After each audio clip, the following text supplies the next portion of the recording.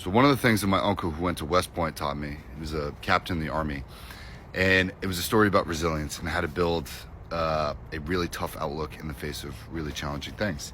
And I'm glad he told me this because I was like 11 or 12, and he wrestled in college and all throughout high school, and he was a very good wrestler. So every time I saw him, up until the time I was about, 25, he would always take me down, right? Put me in a chokehold and just ruin whatever part of my day that I had.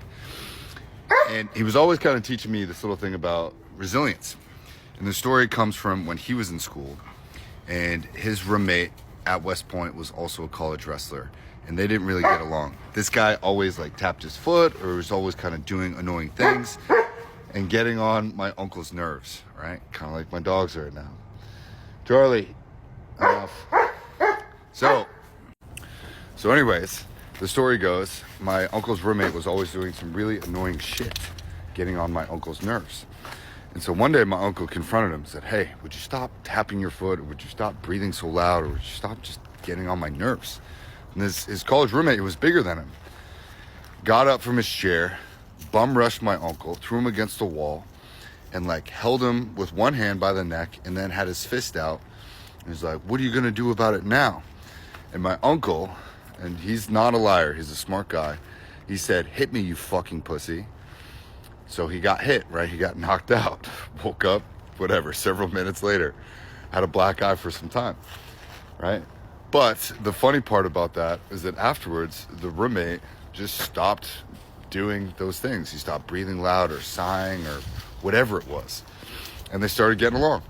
And he told me that as a true story, as like a sign of mutual respect, that, hey, this guy called me out. Hey, this guy took a punch.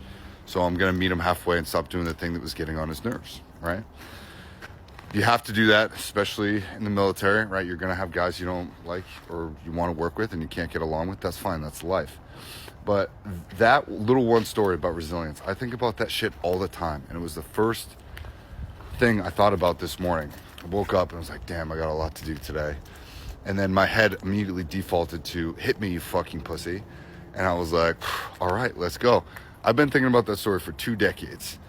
And whether it's attributed to some of my personal success with resilience or motivation or discipline, whatever you call it, I think about that story every time I'm in a pinch and every time I don't want to do something. And then I make myself do it anyway. And it's all thanks to my uncle. So hopefully you can derive a little bit of motivation or some lessons from that, because I think the tagline, "Hit me, you fucking pussy," is a great metaphor for life.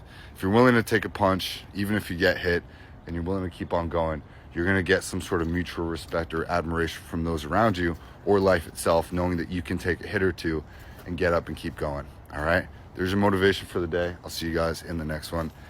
Hit me up if you want one-on-one coaching. Who knows if TikTok's going to be banned. So make sure you go to my website. It's just ckcollective.co, and I'll see you guys there.